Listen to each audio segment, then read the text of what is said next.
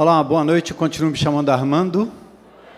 Acho que nós não tivemos a oportunidade de destacar quantas pessoas hoje nos visitam pela primeira vez. Levanta a mãozinha aí para você receber um abraço. Tem alguém pela primeira vez? Levanta a mão. Isso. Bem-vindos, bem-vindos, bem-vindos. Um abraço, um abraço, um abraço, um abraço. Pronto, nós somos a Igreja Batista Central de Fortaleza, que se reúne aqui e de casa em casa. Quando a gente fala em GR, o líder do GR, como líder daquele grupo que veio aqui, enganado pela data, nós falamos de grupos que se reúnem de casa em casa, em vários lugares de Fortaleza. Então, se você está fora de um grupo de relacionamento, você de verdade não está vivendo igreja na sua plenitude, porque não é só o auditório, a pregação, mas é também a comunhão, a intimidade, vida na vida, partilha da palavra de Deus, ensinando uns aos outros, pastoreando uns aos outros. Às vezes as pessoas vêm para uma igreja grande, ou pelo menos acham que a igreja é grande, né? Dizem, a igreja é muito grande, não conheço ninguém. Mas na medida que você se reúne de casa em casa, você tem naquele núcleo o local onde você conhece, é conhecido, ama, é amado, perdoa, é perdoado, enfim. Você partilha suas lutas, suas dificuldades. E muito do que nós vemos em termos de crescimento nessa igreja vem a partir exatamente desses núcleos. Então não fique de fora. Você pode entrar no nosso app, nosso aplicativo. Você entra lá no Google ou pode procurar nas outras plataformas, você vai encontrar o aplicativo da IBC. E lá nesse aplicativo tem o local onde você descobre qual GR próximo da sua casa. Eu tenho um GR que acontece de cada 15 dias, às quartas-feiras, lá no Cais do Porto, já pertinho do Mucuripe. Tem gente que mora no Mucuripe. Hoje eu fui deixar um casal lá em cima no farol, dá para vir escorregando e cair lá no nosso GR de 15 em 15 dias, às quartas-feiras. Então tem vários GRs. Eu iniciei um GR juntamente com os irmãos aqui, que era um GR virtual, e se reúne a cada 15 dias também, ainda se reúne um GR de homens. É um tempo muito precioso. Então não perca, aqui e lá no seu bairro, onde você estiver, vai ter um GR, procura, não fique de fora, tá bom? Eu quero convidar vocês, se quiserem e puderem, ficar em pé para a gente poder fazer a leitura de um versículo aqui e a gente ter a oportunidade de orar e aí focarmos na continuidade do Pai Nosso. Também queria sugerir que vocês buscassem na internet o link e repassassem o link das pregações para seus amigos. Essa semana eu estava conversando com o pessoal da comunicação, eu disse, olha, meu interesse ao ver as mensagens publicadas não é que eu ganhe like ou que eu vá alcançar outros crentes de outras comunidades, esse não é o meu alvo, não é o nosso alvo. Nosso alvo é que pessoas que não conheçam Jesus possam conhecer Jesus através da pregação da palavra de Deus. E foi feito, inclusive uma iniciativa foi feita, um recorte da pregação que atingiu assim, eu fiquei assustado, acho que coisa mais de 100 mil, 200 mil views, para pessoas que nunca tiveram contato conosco, portanto eram pessoas desconhecidas. Então é para isso que a gente quer usar a internet, para alcançar pessoas. Não queremos ir atrás de membros de outras igrejas, não queremos competir com o pastor que está lá pregando na sua igreja cada domingo. Então esse não é o perfil da IBC. Então pega o link no YouTube, os cultos são transmitidos e repassa para os seus amigos. Eu tenho feito isso nas minhas listas, no futebol, no rally, onde eu tenho mais contato com pessoas de fora, que não conhecem a Cristo ainda, tá? Eu vou ler Lucas 11:1, acho que o pessoal está aí preparado, Lucas capítulo 11, verso 1, que é exatamente a introdução do Pai Nosso, da oração do Pai Nosso, que está no contexto de Mateus capítulo 5, 6 e 7, o Sermão do Monte, quando Jesus está à beira do lago da Galileia, ali na Galileia, e ele começa a proferir essa palavra para os seus discípulos e para as multidões que ali estavam. De uma feita, estava Jesus orando em certo lugar. Quando terminou, um dos seus discípulos lhe pediu: Senhor, ensina-nos a orar, como também João ensinou a seus discípulos. Maravilhoso pensar que Jesus, o Deus que se fez gente, que deixou a sua glória, que não tinha pecado, ele tinha uma vida de oração. Ou seja, ele se comunicava com o Pai, falava com o Pai no poder do Espírito Santo. De madrugada, ele saía antes das grandes decisões, ou seja, ele tinha essa intimidade com o Senhor. Os discípulos, percebendo isso, queriam saber como é. Ensina-nos.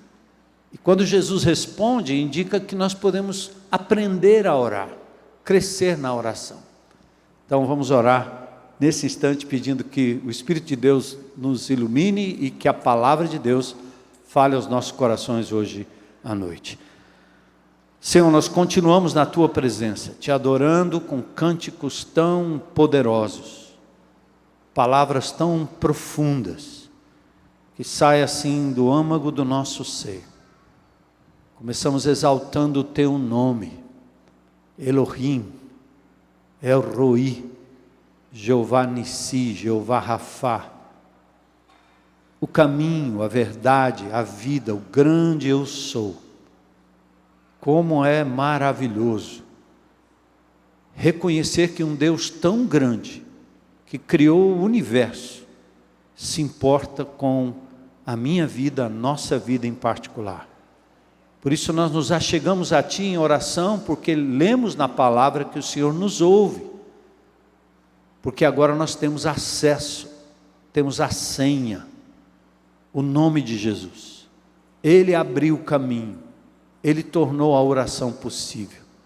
Como filhos, porque cremos em Jesus, nós agora queremos entrar na Tua presença, orando e pedindo que o Senhor ilumine a nossa mente, o nosso coração, e que essa palavra, essa oração, mais essa faceta da oração, encontre um lugar no nosso coração para a mudança da nossa mente, da nossa forma de agir, porque nós queremos glorificar o Teu nome, ver o Teu reino se expandindo aqui na terra. Então que a Tua vontade seja feita hoje à noite, aqui nesse lugar, é o que nós pedimos em nome de Jesus. Amém. Podem sentar.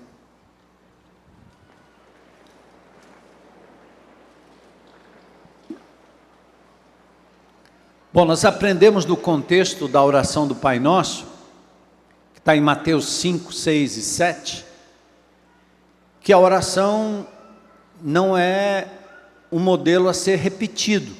Às vezes eu passo ali na beira-mar, em frente a uma igreja ou um prédio que chamam de igreja, né?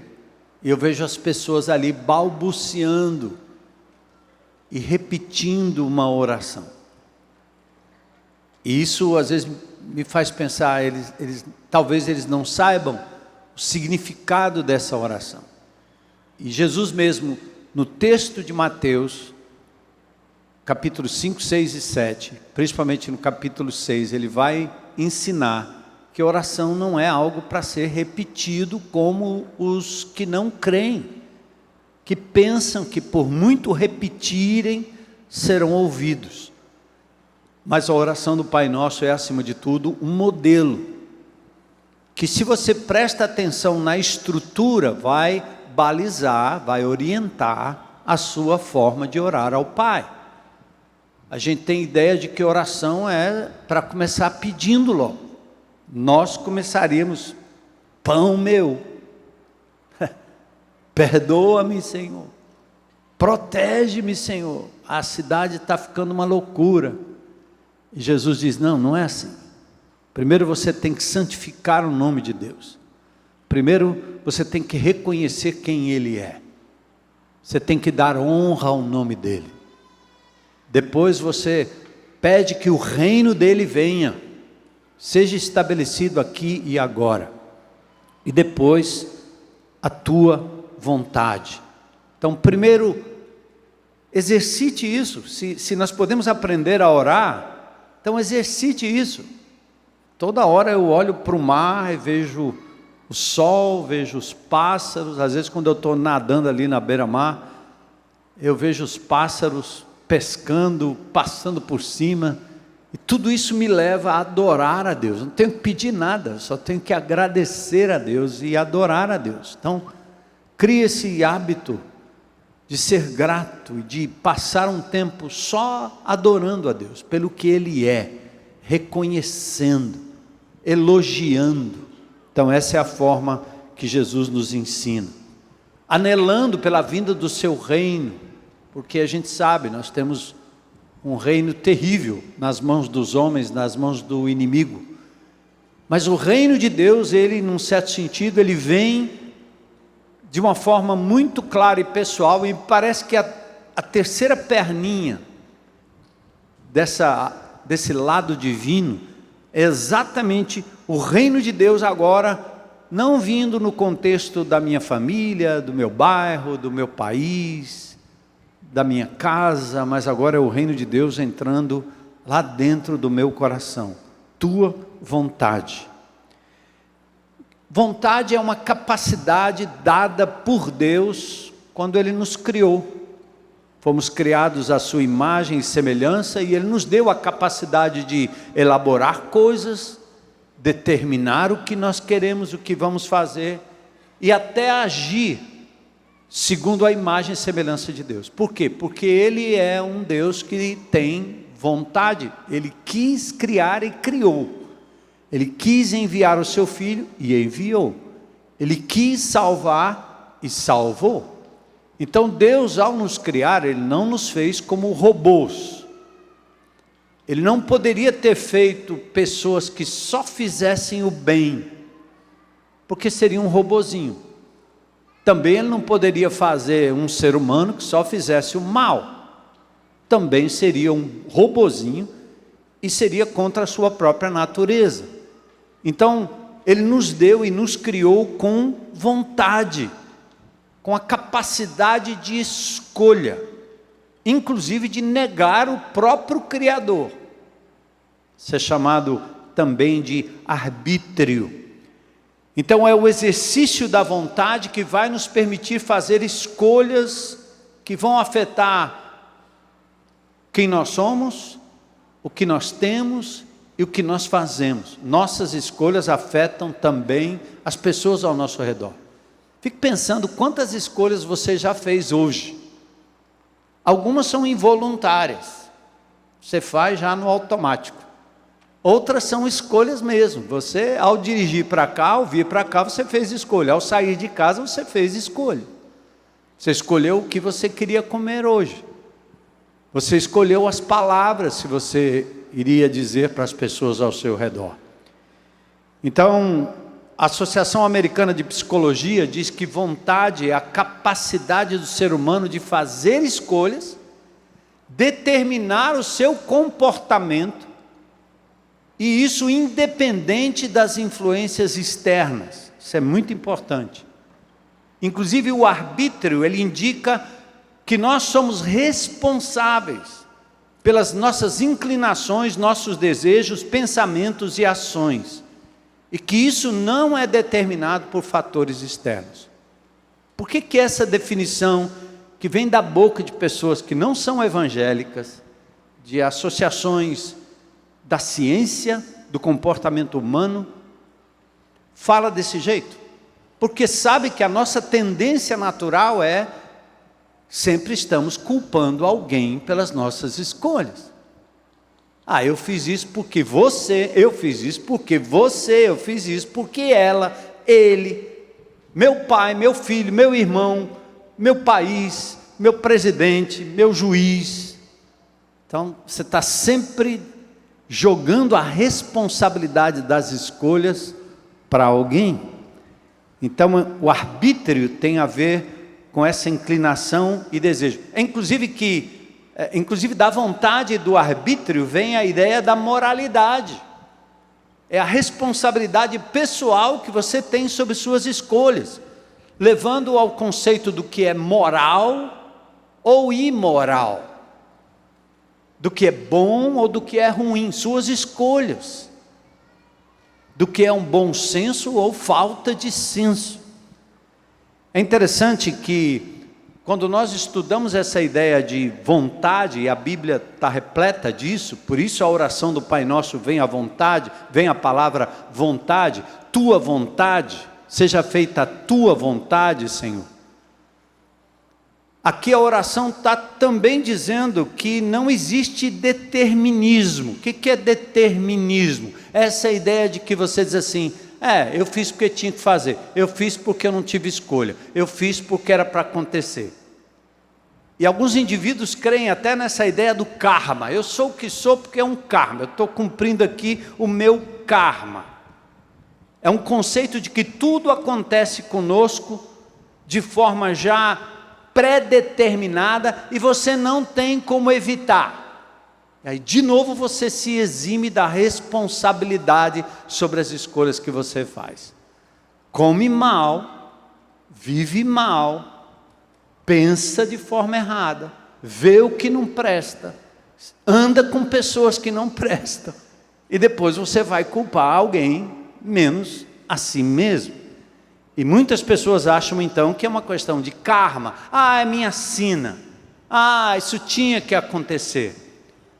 Interessante que a Enciclopédia Britânica, ela define determinismo em ciência e em filosofia como uma tese de que tudo que acontece no universo, incluindo inclusive as suas decisões e as suas ações, são causalmente inevitáveis. Ou seja, você não tem controle sobre a causa. Determinismo. Aliás, o determinismo implica que uma determinada decisão não poderia ter sido outra. Eu não poderia ter tomado outra decisão. Eu não poderia ter escolhido outra coisa. E você acaba desculpando o indivíduo das escolhas erradas, porque elas são feitas de acordo com a sua vontade, com o seu arbítrio, com a vontade do indivíduo, com o arbítrio do indivíduo. Que é um pouco diferente do conceito bíblico, por exemplo, de colheita e semeadura, onde Gálatas 6,7 diz, não vos enganeis, de Deus não se zomba, tudo que o homem semear, isso também se fará. Mas percebe, você vai colher o que você plantou. Você come mal, vai ficar mal. Você educa o seu filho sem disciplina, ele vai se rebelar contra você, ele vai dar na sua cara, ele vai te desrespeitar no meio de todo mundo. E hoje a psicologia moderna, e infelizmente os crentes entram nessa também, não pode reprimir a criança, porque pode traumatizar. Então não disciplina, não proíbe, não diz não, faz tudo que a criança quer, dialoga com a criança para depois perder a criança para o mundo. E ela vai ser disciplinada pelo crime, pela polícia, pelo governo, vai dar com a cara no muro. Porque você planta algo e vai colher. Indivíduos sem disciplina. São pais que acham que, porque não tem tempo para disciplinar e ajudar a criança, eles acabam só dando aquilo que a criança quer. Toma, toma, toma, toma. Ele não pode chorar, ele não pode se zangar, ele não pode ser contrariado. Então você vai semeando, semeando, semeando, semeando, semeando. O quê? O desrespeito à autoridade. O desrespeito sem limites. Ninguém faz isso, gente. Ninguém põe uma criança de 3, 4 anos num edifício sem parede. Você tem que colocar limites. A disciplina é o limite do amor, para você não cair no buraco. Então, o pai que ama, a mãe que ama, impõe limites. E aos limites, quando os limites são ultrapassados, tem que haver consequência. A palavra do pai não pode ser não, não, não, não, não, não, não, não, não. Eu acho que eu estou ficando ultrapassado, mas eu criei minhas filhas para dizer, não existe terceiro não. Existe um não, O segundo é porque talvez você não ouviu direito, mas eu vou dizer, não. O terceiro já não tem mais conversa. Você passou do limite. Então era muito simples, era tão seguro que você podia ver as crianças pequenininhas andando em qualquer lugar. Quando de longe eu as via caindo num perigo, ia atravessar a rua, bastava eu gritar, não, para! E era estátua na hora, porque a voz do pai tinha sentido. Hoje não, os pais não querem isso. Então, você depois reclama que seu filho é o que é, se torna o que se torna. Então, existe sim a lei da semeadura. Isso não tem a ver com determinismo, tem a ver com escolhas erradas e escolhas mal feitas. Desde a década de 80, inclusive a neurociência, eu não sou neurocientista, sou curioso, pela minha formação em eletrônica, tudo que tem a ver com elétrica ou eletrônica, dá para eu acompanhar o raciocínio. Mas desde a década de 80, a neurociência vem tentando demonstrar que o livre-arbítrio e a capacidade de escolha é uma ilusão. Um postulante maior dessa tese é Stephen Cave, é um PhD, diretor do Centro de Inteligência Futura, lá de Cambridge, no Reino Unido. Ele inclusive contradiz aquilo que diz Immanuel Kant, um filósofo iluminista, que ele dizia, se nós não somos livres para escolher, ou seja, se tudo é determinado, então não faz sentido dizer que devemos escolher o caminho da justiça. Devemos escolher o bem, devemos escolher o que é certo. Ora, se tudo é determinado, isso não existe moral, não existe certo e errado, está determinado. Percebe a contradição?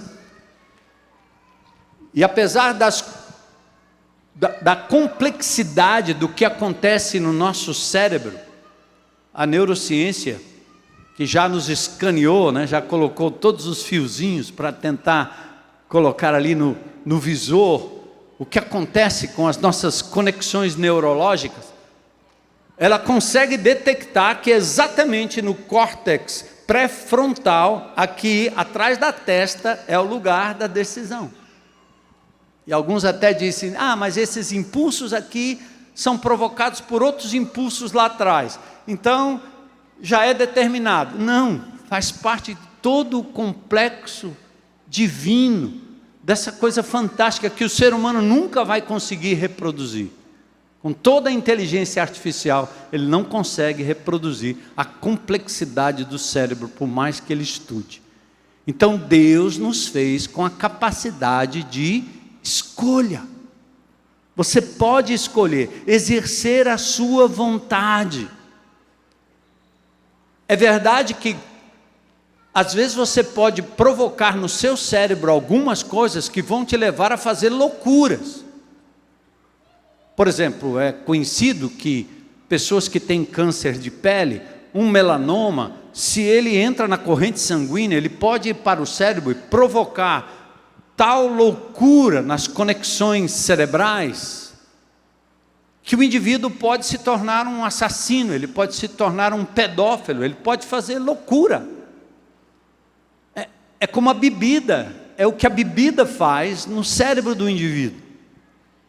Ele é meio tímido, toma cachaça, fica todo ousado, né? A bebida vai alterando, é uma forma de alterar aquilo que o indivíduo é capaz ou seria capaz de fazer, mas ele é freado pelo meio. Então, alguns estímulos como a droga e uma série de coisas, eu me lembro quando eu era jovem, né, que eu vivi tudo isso, tanto a droga quanto a bebida. Eu via meus amigos fazendo loucuras quando eles estavam drogados. Mas é interessante, eles não fazem nada que não fosse da própria índole deles. Só que eles não eram capazes de fazer em situação normal. Por quê? Medo da repressão, medo da polícia, medo de se machucar, medo de se dar mal. Mas quando você tira o filtro através da bebida ou da droga, aí você revela, na verdade, a loucura de uma vontade sem freio, de uma incapacidade de brecar, de frear. Você sabe disso. Você come mal, mete a cara no açúcar, mete a cara nos processados, mas aí um certo dia vem o diagnóstico. Você está com câncer, você está com isso, sua veia está entupida. Aí o médico diz, não mais. Então agora a sua vontade vem, mas você diz, opa, não posso, porque isso vai me prejudicar, percebe? Então a vontade é freada quando você tem um sinal de alerta. E muitos de nós esperamos a desgraça chegar para depois mudar de comportamento. É assim na vida cristã também. Desobedeço a Deus, faço aquilo que é errado, vou exercendo a minha vontade, vou vivendo de acordo com os meus desejos, me meto a viver e fazer sexo antes do casamento. Acho que a questão sexual é uma coisa de só menos importância, até que Deus intervém. Por quê? Porque a palavra de Deus está dizendo que não. Não é que Ele tire de você o desejo e a vontade do sexo, mas é que precisa ter o contexto certo, para que você tenha domínio e controle sobre a sua vontade. Outra coisa interessante que acontece com as pessoas também, são as sinapses da infância, né?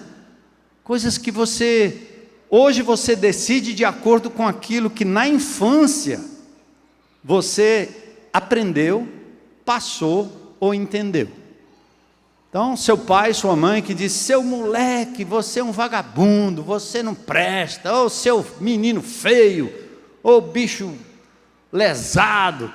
Então você fica ouvindo aquelas coisas ali, e você vai viver pensando que você é isso, e suas decisões, elas vão ser moduladas por essa influência externa, mas você decide ouvir seus pais para o resto da vida. Eu nasci assim, você sempre assim, né? Gabriela. É interessante porque eu gosto de aventura, né, ainda. Então me aventuro a muitas coisas. Eu já peguei várias pessoas que, por exemplo, têm medo de elevador, porque um dia entrou no elevador, a luz apagou, o elevador parou, nunca mais, ele sobe todas as escadas, pode ser 200 andares, mas ele não entra mais no elevador. Ou seja, lá no cérebro foi criada uma sinapse, uma mensagem. Tem pessoas que tiveram um trauma qualquer na piscina, em qualquer lugar, ele se afoga num copo d'água, ele não quer chegar na lagoa. Quando eu vou nadar na beira-mar, muita gente diz assim, mas como você nada aí? Desse jeito, como assim? Você vai lá e não tem medo? E a baleia, e o bicho, e pronto, tem tudo lá dentro daquele mar, na cabeça das pessoas. Aí ele não entra. Meu Deus do céu, uma sinapse. Mas você pode romper isso, você pode vencer isso, porque você está decidindo viver a partir de uma limitação da sua infância. Você não é o que seu pai, sua mãe, seus amigos disseram que você é. Você é em Cristo agora o que Deus diz que você é. E você pode vencer suas limitações, ponto. Amém?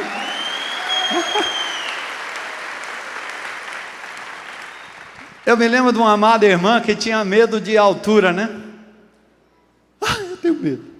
Aí Paulo César do Logos veio aqui fazer uma visita e nós fomos para as dunas lá do Porto das Dunas. Isso há muito tempo, hoje eu não ando nem lá muito mais. Aí ela foi num carro, aquelas Land Rover, cheio de gente do grupo Logos, Paulo César, e eu fui no meu carro. Ai, pastor, onde é que o senhor vai? Eu disse, nós vamos para as dunas. Mas eu tenho medo de altura. Eu disse, não se preocupe, não tem problema. Aí ao invés de subirmos a duna de frente, eu fui dando a volta, e ela me seguindo. E eu com o rádio aqui, tudo certo? Tudo certo. Mas não percebeu que ela estava subindo. Aí quando nós chegamos no alto da duna, eu mergulhei, desci. Lá de baixo eu saí do carro e disse, e agora? Não vou descer. Ai, nossa, gente, é um medo fora do sério. Aí eu fiquei lá de baixo, eu disse, minha irmã, você tem que vencer esse medo, você é capaz de vencer. Mas o que eu faço? Eu disse, larga o carro aí que ele desce sozinho. Pode ir que eu garanto. Venha. É interessante nessa relação, ela tinha que confiar na minha palavra, certo? Então eu disse, você é capaz, você pode, o que eu preciso fazer? Bota nesse trilho aí e deixa que o carro desce. Gente, ela desceu, quando chegou embaixo, ela olhou para mim e disse, posso ir de novo? Eu disse, aleluia, vence. Parece o Dominguinhos, né, que tem medo de andar de avião, o bicho só andar de ônibus, de carro. Então, interessante, é o exercício da vontade, às vezes tolhida por experiências do passado. Então é importante essa questão da relação da vontade humana. Então a neurociência não desprovou o consciente livre, o arbítrio e a capacidade de escolha. Você ainda hoje tem a capacidade de fazer escolhas. Então nós temos a vontade de Deus, a vontade humana, inclusive a vontade dos anjos. Olha que interessante. Os anjos foram criados com vontade. Alguns deles se rebelaram contra Deus e escolheram a desobediência. 2 Coríntios 11:3 diz que a serpente com sua astúcia enganou Eva. Mas 2 Timóteo 2:25-26, Paulo diz, Timóteo, toma cuidado com esse povo que anda circulando aí na igreja, porque alguns que estão se opondo à verdade da palavra de Deus, e que eles sejam levados pelo Senhor à sensatez, porque estão agindo como insensatos, livrando-se eles dos laços do diabo, tendo sido feitos cativos pelo diabo para cumprirem a sua vontade. Percebe? Quando você vê um ser humano destruindo a sua vida com a bebida, com a pornografia, com o sexo, com a mentira, com o jogo, são pessoas que estão dizendo, não a minha vontade, mas a vontade do diabo na minha vida, prevalecendo. E ele tem todos os mecanismos no nosso dia a dia para nos levar a acreditar em coisas que ele quer, e para que você faça a vontade dele. Sua vontade está escravizada a ele. Eu acho que era Bob Dylan, que tem uma música que diz, you've got to serve somebody. Você sempre estará a serviço de alguém. Escolha, Deus ou o diabo. Você sempre estará a serviço de alguém. E você sempre poderá fazer a sua escolha. O ser humano será sempre capaz de exercer a sua vontade. Então, na Bíblia, tem a vontade de Deus, 2 Timóteo 1:21, quando diz, nenhuma profecia da Escritura foi dada por vontade humana, mas pela vontade de Deus. Foi Deus que nos deu. Tem outros termos bíblicos também, bolé, que significa decisão, como Gamaliel que diz, esse conselho, ou esta obra, se vem dos homens, perecerá. Se for da vontade dos homens, vai perecer. Mas se for de Deus, ela vai permanecer. Crino, é o apóstolo Paulo dizendo, eu já sentenciei, que esse indivíduo aí, já estou determinando, pela minha vontade, que essa pessoa seja disciplinada, porque ela está dando escândalo na igreja de Jesus. Bom, tento falar sobre isso, qual é a relação de vontade e arbítrio com a oração. Quando você pede algo a Deus, você está expressando a sua vontade. Por isso, nós temos que considerar o que você está querendo de Deus mesmo. O que você está pedindo a Deus. Aí você tem que entender o seguinte, a minha vontade, a sua vontade, ela sofre de alguns problemas que a Bíblia denuncia. O nosso problema não é que não temos a capacidade de querer, de decidir, mas é o conteúdo da nossa decisão e a motivação da nossa decisão. Porque a queda afetou a nossa capacidade de querer o que é certo. E aí a gente tem aí uma luta contra, por exemplo, o engano. Olha o que diz Jeremias 17:9. Enganoso é o coração mais do que todas as coisas, desesperadamente corrupto, quem o conhecerá? Ou seja, nos padrões de Deus, o nosso coração é enganoso, porque a gente passou a vida inteira ouvindo as insinuações do inimigo, as insinuações das pessoas, as insinuações de você mesmo, de mim mesmo, olhando para o espelho e dizendo, eu não gosto do que eu vejo, me comparando com outras pessoas, me sentindo pequeno, ignorante, incapaz. Então você vai criando uma imagem, e essa imagem determina as suas escolhas, sua vontade. Você vai para um ambiente, a pessoa que é diminuída, inferiorizada, ela quer se sobressair, ela tem vontade de ser percebida, elogiada. Por isso que muitas mulheres tiram a roupa. Por isso que muitos meninos usam a força, a violência. É uma forma de dizer, me percebam, porque eu me sinto uma pessoa inferior, uma pessoa pequena, uma pessoa sem valor. Então ele puxa a arma.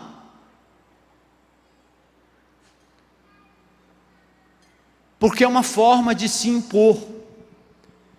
Então nosso coração é enganoso. Então presta atenção, porque nós vivemos muito tempo no pecado, fomos gerados no pecado, nossa mente deturpada, nosso coração é enganoso. Então nós precisamos checar sempre a nossa motivação. Quando nós conhecemos Jesus, a palavra de Deus entra, o Espírito de Deus mora em mim e me ajuda agora a pesar as minhas vontades e as minhas decisões. Talvez o que você está querendo é fruto do seu egoísmo. Você é egoísta, você é um narcisista, você se ama, você não ama a Deus nem ama as pessoas. Suas decisões são egoístas, porque você foi influenciado, e às vezes até dentro da igreja.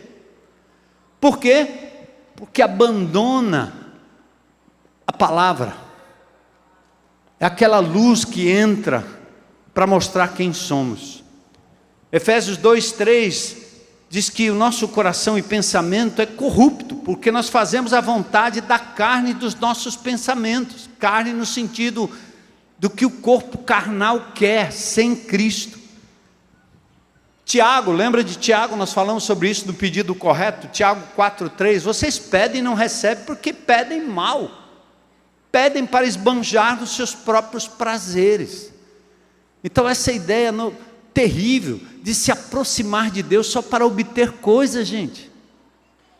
É por isso que os santuários estão cheios de pessoas fazendo romarias, indo atrás, fazendo preces, pagando promessa, andando de joelho. O que essas pessoas querem? Eles querem alguma coisa para si. Me cura, me ajeita, me arruma, me dá uma mulher, me dá um homem, ajeita meu problema, eu estou com problema financeiro, eu não estou podendo. Então eles se aproximam de Deus só neste ângulo, no ângulo de querer algo para o seu próprio prazer.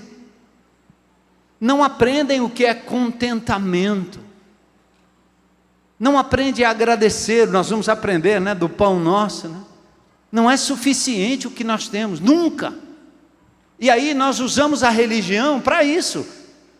E o pior é quando nós, líderes, pastores, usamos a fraqueza das pessoas para atraí-las para o Evangelho, prometendo prosperidade. Esse Evangelho doente, maldito, de indivíduos que estão aí ouvindo palestras de coaches e de indivíduos que usam a palavra de Deus, mas só para dizer que você vai crescer, você vai progredir, você vai isso, você faz aquilo. Ele faz isso com meia dúzia, mas o resto, vive o resto da vida frustrado, porque talvez não seja essa a vontade de Deus, que você fique rico,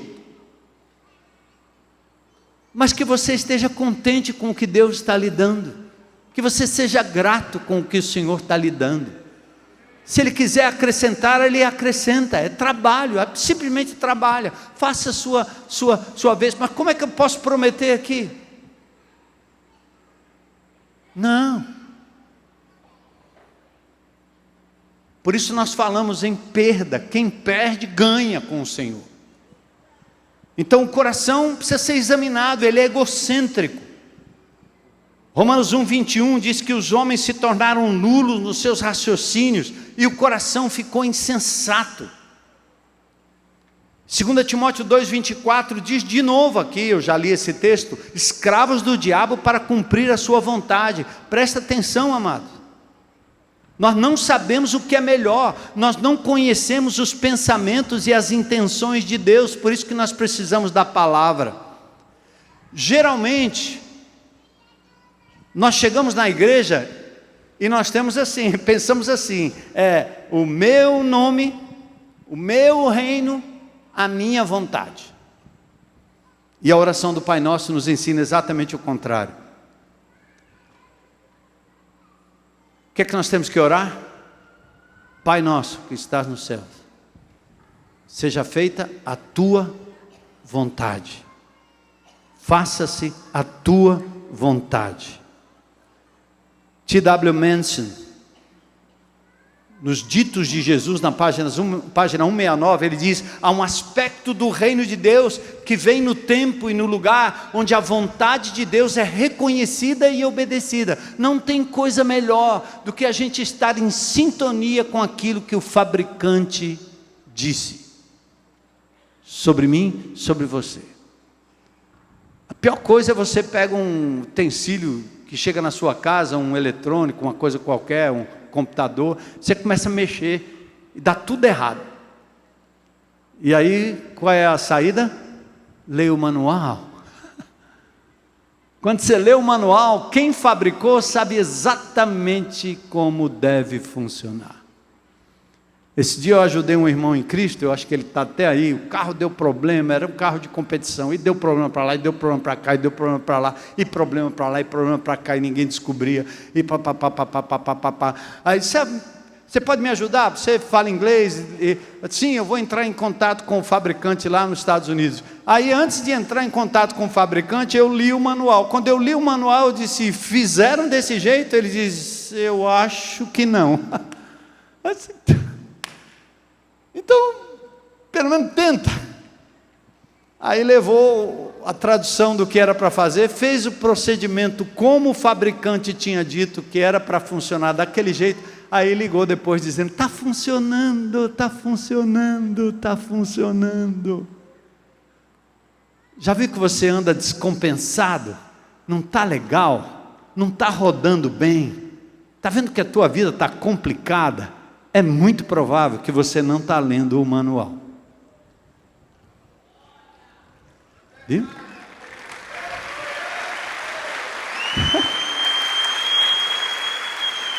É por isso que a gente insiste que vocês leiam a palavra de Deus, entendeu? Se vocês lessem a Bíblia todo dia com a intensidade, eu não precisava nem estar aqui mais. Então, leia o manual. Porque aí, lendo o manual, você conhece o Deus que te criou e vai compreender qual é a vontade dEle, e a sua vontade vai ser alinhada à vontade dEle, e as coisas vão andar como Ele quer.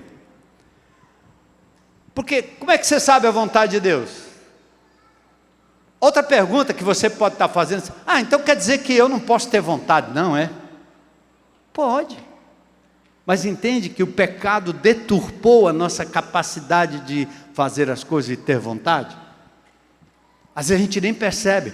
Você sabia que você pode fazer o bem do jeito errado?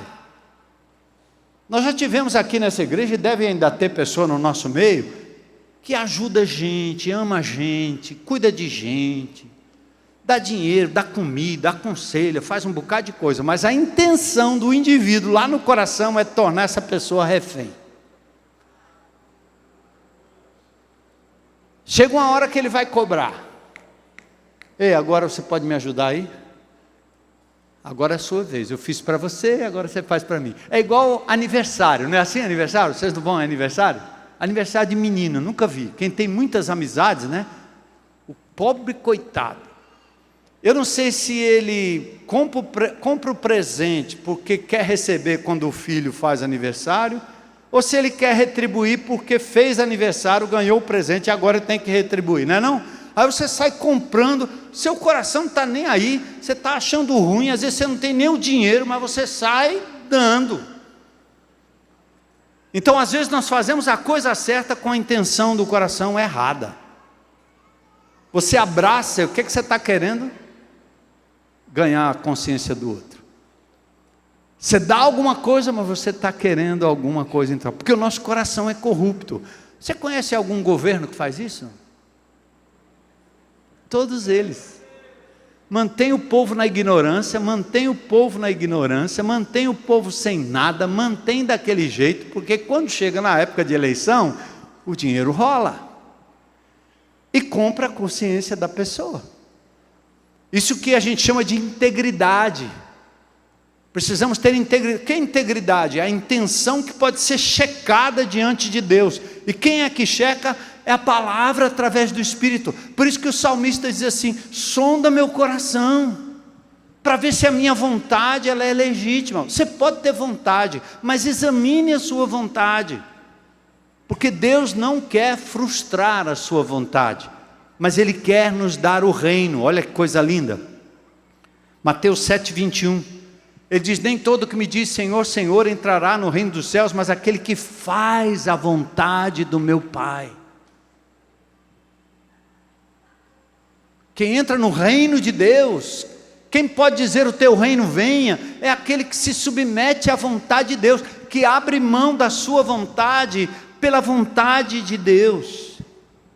Outra coisa, qual é a vontade de Deus? O que Ele quer? Ele quer nos dar uma família. Jesus respondeu aos discípulos quando disseram: ó, tua mãe está aí com os teus irmãos, eles estão aí, seus parentes. Jesus diz: qualquer que fizer a vontade do meu Pai, esses são meus irmãos, minha mãe, minhas irmãs. Entende?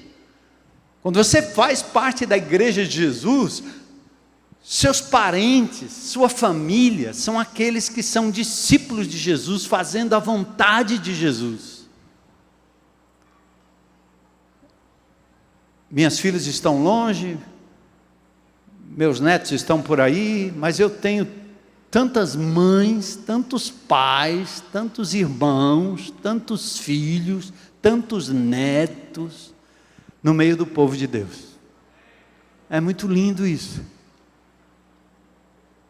Ele quer nos dar vida eterna. Ele quer que você experimente a sua boa, agradável e perfeita vontade. Romanos 12:2.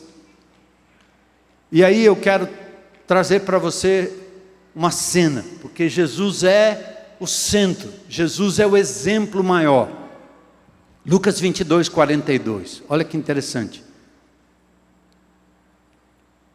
Jesus está prestes a ser levado à cruz do Calvário, para assumir um erro, uma condenação por um erro que ele não cometeu, ele não devia, mas ele assumiu o meu erro, o seu erro, nosso erro. E aí ele expressa a vontade dele: Pai, se queres, passa de mim esse cálice. O que quer dizer isso? Essa taça de morte, de punição, de condenação.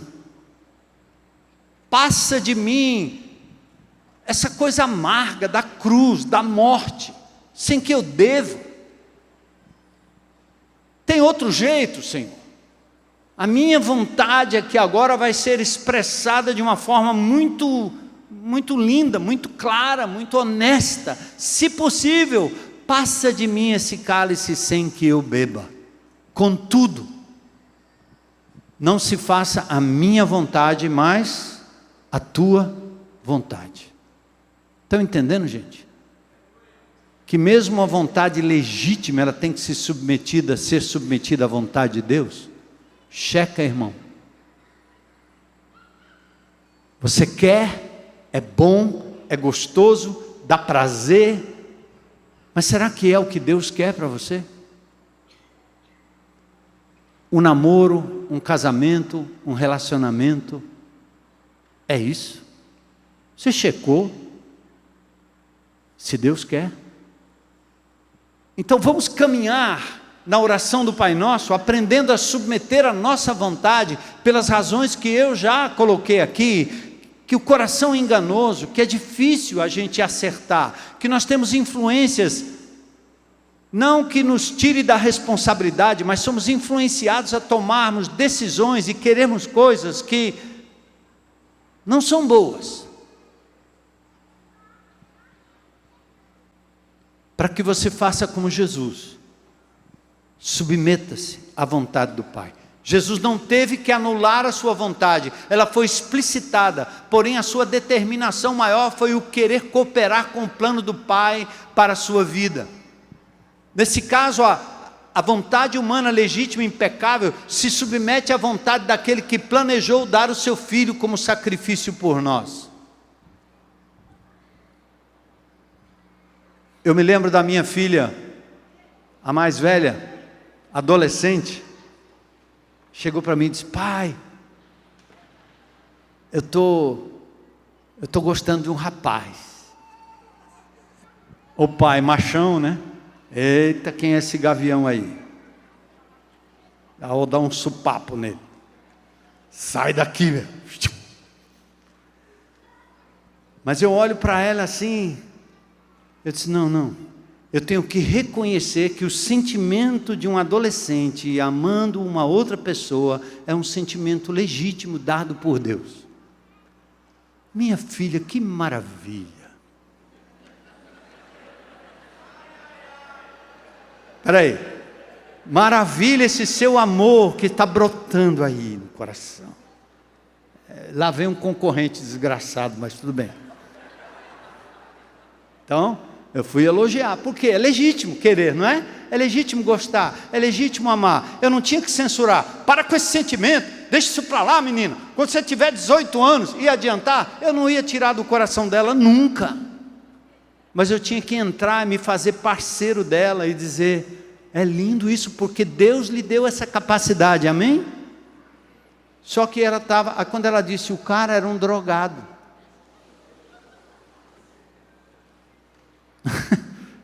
Ai, peraí. Não, filha, quando eu fui descobrir o negócio, ixi, o bicho era todo errado. Eu tive que explicar, a vontade é legítima, mas você precisa abrir mão dessa vontade por uma questão de princípio bíblico. Olha aí, a quem você vai se associar? Então vamos orar por esse menino, manda ele lá para o grão.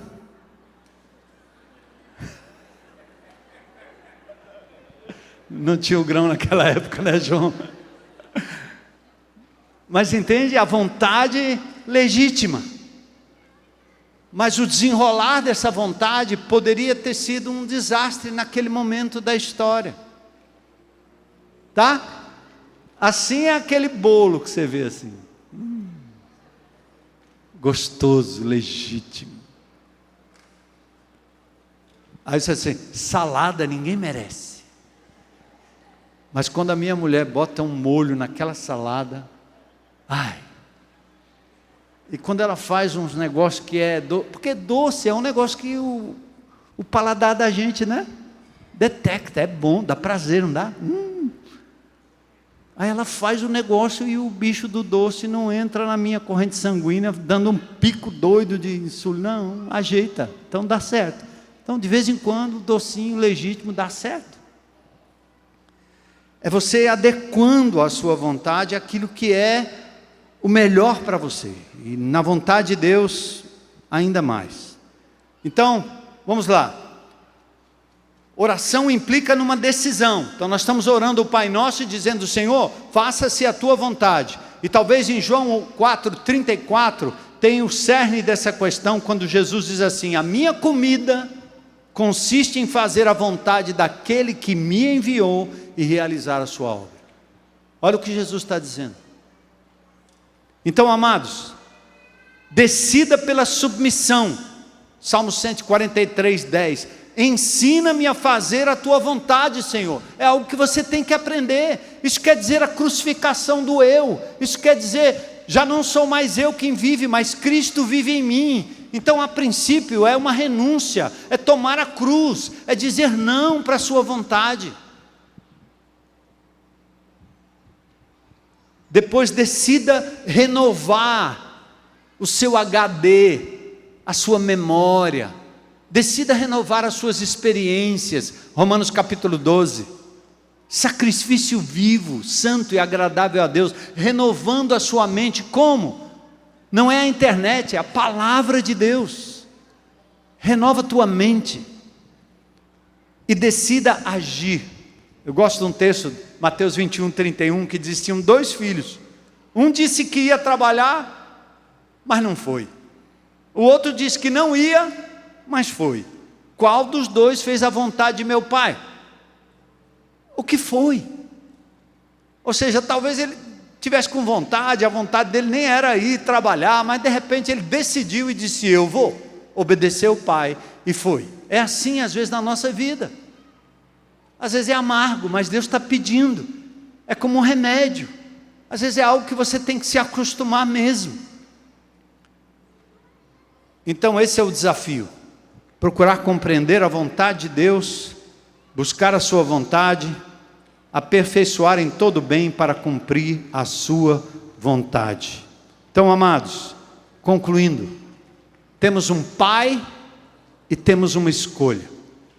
É o meu nome substituído pelo nome de Deus, santificando a Cristo, 1 Pedro 3,15.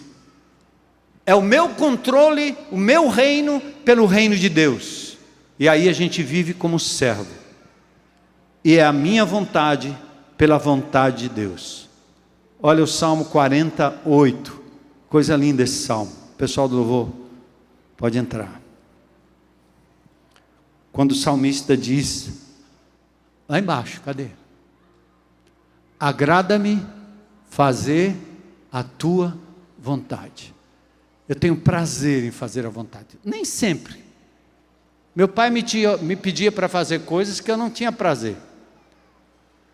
Hoje à tarde, aliás, eu cheguei em casa, a gente almoçou de manhã, né? E eu chego esgotado. Depois da pregação eu fico esgotado. Ai.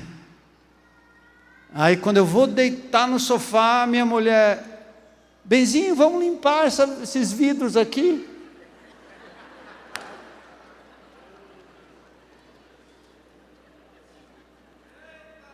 Eu não acredito num negócio desse. Eu fiquei comigo aqui, não pode ser amanhã. Não, eu não quero fazer isso.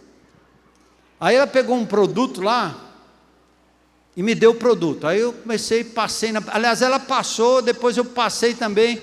Aí eu disse: ó, esse produto aí não tem nada a ver isso aí. Era um misto de, esse produto não está legal, e era um misto de desiste,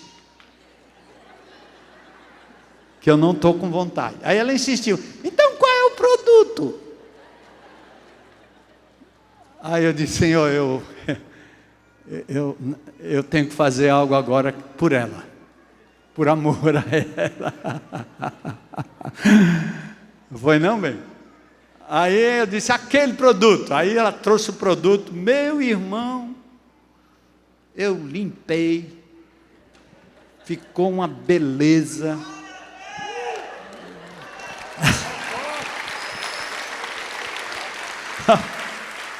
Agora é o seguinte, ó. O elogio veio umas 2 horas depois. Eu tive que perguntar a ela, né? Eu disse: amor, o que você achou lá do negócio? Ela disse: você sempre faz com perfeição.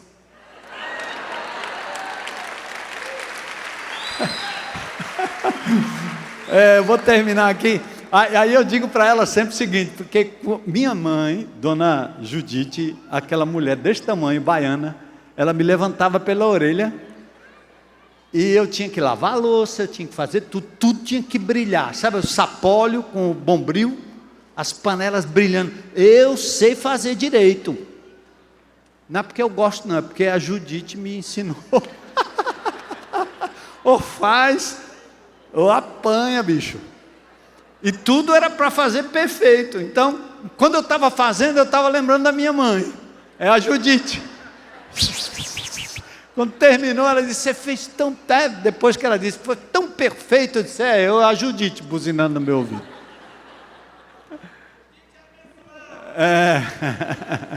Deixou um legado muito lindo, né? Mas percebe, gente? Nós somos egoístas, narcisistas, egocêntricos, né? Fomos afetados pelo pecado. Por isso que a oração do Pai Nosso nos ensina a abrirmos mão da nossa vontade e sempre pedimos a vontade de Deus. E essa vontade está na palavra, né? A palavra. Amar o outro, agradar o outro, servir a Deus. Compreender que Deus tem muito povo nessa cidade. Que a nossa vontade gera ações que trazem glória para o nome de Jesus, e isso é o que importa. Temos coragem de pedir a Deus, mas antes de pedir, que a gente exalte o nome dEle e o louve em tudo, por tudo. Amém?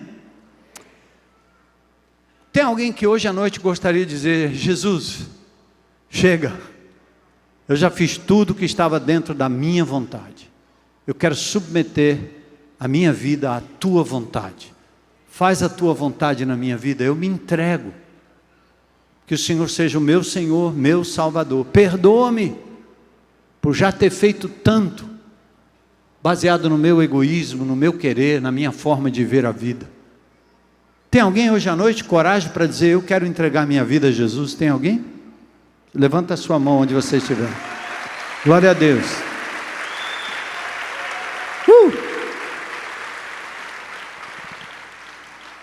Olha, a decisão que você está fazendo aqui não é para mim, nem por mim, nem pela igreja, tá?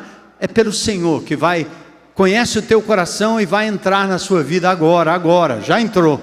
Mais alguém? Coragem para dizer, hoje eu quero Jesus. Quero a vontade dEle para a minha vida. Se quiser, vem à frente, não é obrigado. Hoje de manhã eu não chamei ninguém à frente, eu quase nem vi quem levantou a mão, e depois várias pessoas me procuraram ali, assim que terminou. Saia do seu lugar, vem aqui. Venha.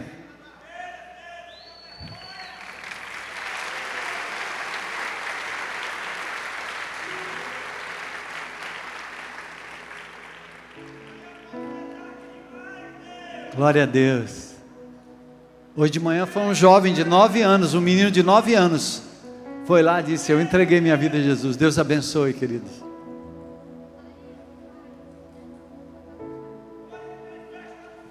Gente, isso é entregar o domínio da vida ao Senhor Jesus. São pessoas reconhecendo o Pai, tornando-se filhos e filhas, o reino de Deus vindo, o inimigo de Deus perdendo o domínio, e a vontade do Senhor agora prevalecendo na vida de cada um aqui. Vamos adorar ao Senhor? Você é crente em Cristo Jesus? Está pronto, meu irmão? Você pode dizer, minha vontade, minha comida consiste em fazer a vontade de Deus. Eu quero submeter a minha vontade à vontade do Senhor. Quero praticar isso durante a semana. Amém, irmão? Levanta a sua mãozinha aí para dizer, eu quero, Senhor. Tua vontade. Examina cada decisão, coração. Há coisas que são automáticas na vida da gente. Você freia porque freia. Acelera. Você está tomando decisão. Tem coisas que elas são automáticas, outras não. Então atenta essa semana. E deixa Deus renovar a sua mente, seu coração, para você perder o medo, deixar de sofrer, para você caminhar em segurança, porque o Deus Todo-Poderoso quer reinar em nossas vidas.